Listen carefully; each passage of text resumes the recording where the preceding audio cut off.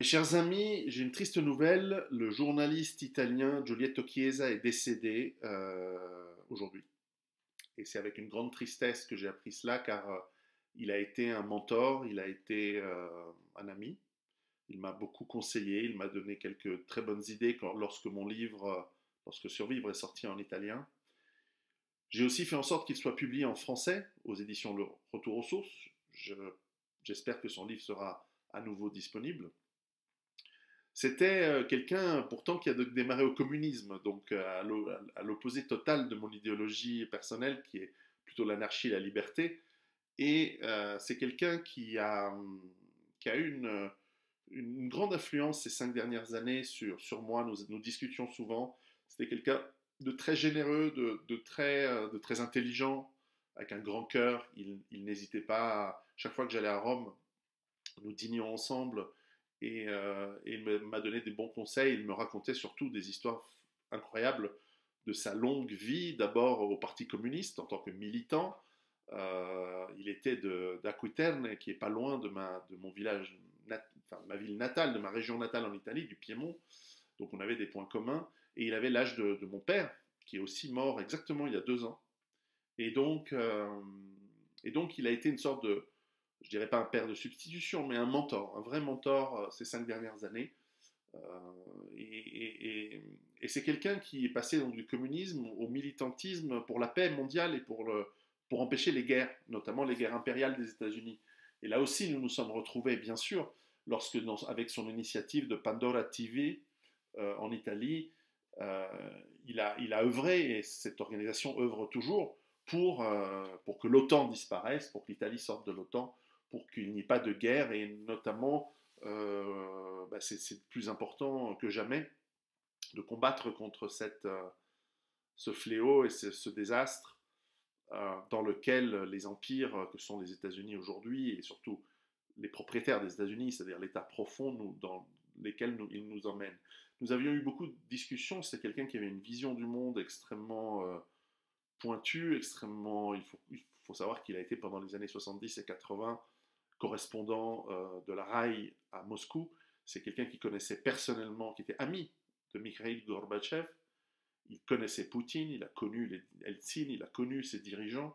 C'est quelqu'un qui était un fin connaisseur de la Russie. Il m'avait fait le grand honneur de m'inviter au Parlement européen, où il était parlementaire, où il a été parlementaire, où il a siégé, et qu'il détestait, puisqu'il avait compris que c'était une machine antidémocratique et qui allait créer des conditions d'oppression pour les peuples européens. Il avait fait l'immense honneur de m'avoir invité pour présenter, et j'étais avec notamment des gens comme Michel Collomb, et comme d'autres, pour présenter un petit peu comment les peuples européens peuvent se préparer au temps difficile qui commence maintenant. Et donc c'est quelqu'un qui a œuvré, euh, même face à l'immense bête, le Léviathan, le Goliath, qu'est l'Union européenne, que sont l'Empire américain et d'autres empires. C'est quelqu'un qui s'est battu avec courage à un âge notamment où il aurait pu prendre sa retraite, en profiter et être tranquille. Non, c'était un combattant jusqu'au bout. Et en ça, c'est incroyablement respectable et il me redonne courage, surtout à un moment où forcément nous sommes attaqués par les larbins du système. Nous sommes tous attaqués par l'Empire via les plateformes sur lesquelles on essaye de nous censurer, on essaye de nous désabonner. Pas que moi, beaucoup de gens. Moi, je suis relativement encore peu ciblé, mais regardez tous ceux qui se font attaquer depuis de nombreuses années. Ils ont tous en commun le fait de lutter contre cet état profond, impérialo, et d'autres choses que je ne dirai pas ce soir. Mais enfin, voilà. Giulietto Chiesa, tu étais un ami, tu étais quelqu'un de bien. Et si vous voulez, si vous arrivez à trouver ces livres, je vous encourage à les lire. C'était quelqu'un qui avait une belle vision. Si vous parlez italien, allez voir ses vidéos sur YouTube, sur Pandora TV. C'est quelqu'un qui a été intéressant. Et pour lui rendre hommage, et pour partager avec vous une vidéo que j'ai trouvée exceptionnelle et que je viens de voir, je l'ai vue sur le site de, je crois qu'il s'appelle Michel ou Jean-Jacques Crèvecoeur, une vidéo de Edward Snowden qui nous parle très récemment de ce qu'il pense être le danger pour nous tous, c'est-à-dire cet empire, ces États supranationaux qui ne veulent pas notre bien, qui veulent nous opprimer, qui veulent nous mettre en esclavage. Je vous laisse en souvenir de Giulietto Chiesa avec cette vidéo d'Edward Snowden que lui-même admirait beaucoup. À très bientôt. When I think about the future, when any of us look at where this is heading, we need to think about where we've been.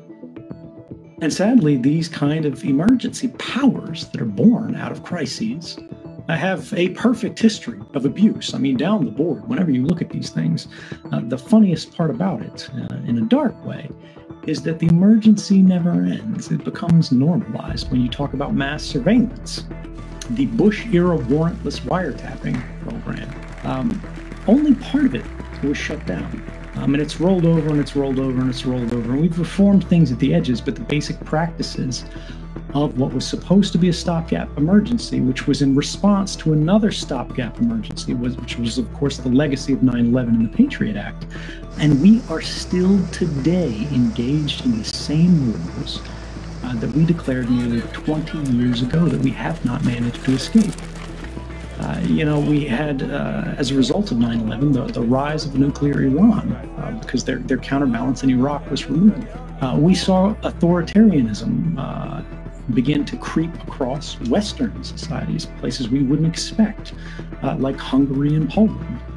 As authoritarianism spreads, as emergency laws proliferate, as we sacrifice our rights, we also sacrifice our capability to arrest this slide into a less liberal and less free world. Do you truly believe that when the first wave, the second wave, the 16th wave of the coronavirus is a long forgotten memory, that these capabilities will not be kept, that these data sets will not be kept? Will those capabilities begin to be applied to small-time criminality? Will they begin to be applied to political analysis? Will they begin to be applied for doing things like performing a census? Will they be used for political polling? No matter how it is being used, what is being built is the architecture of oppression. And you might trust who is dealing with it today. You might trust who runs it. You might go, I don't care about Mark Zuckerberg, but someone else will have this data eventually. Some other country will have this data eventually. In your country, a different president will have control of this data eventually, and someone will abuse it. And I wanted to ask you, step back, take some time. What should we be thinking about? What should we be concentrating on? One of the things that strikes me is the sensation that this is, a bolt out of the blue. It couldn't have been prevented. It couldn't have been resisted. It couldn't have been imagined that this would come to pass, this global pandemic. When you think about the average American, they go to work every day. They spend 10 hours at the office, in the car, away from their family, away from their home. And by the end of the day, they've got no space to think. And now all of us collectively at the same time has been forced into a global sabbatical all around the world, which is an extraordinarily rare event in history. We are at one of the only moments that will be in our lifetimes where the system is so stressed and so overextended and the leadership so clearly out of its league that we have the ability to make not reformative changes, but revolutionary changes, that we can actually change the functioning of society, that we can actually change the structure of the system that controls and influences our lives, the way that we are being monitored, the way that we're being tracked. Because these systems, if we do not change them, will not simply be used to monitor our health. They're going to make decisions for us on an automated basis to determine who gets a job, who goes to school, who gets a loan, who gets a home, and who does not. And we today are being asked in a moment of extraordinary fear, what do we want these systems to look like?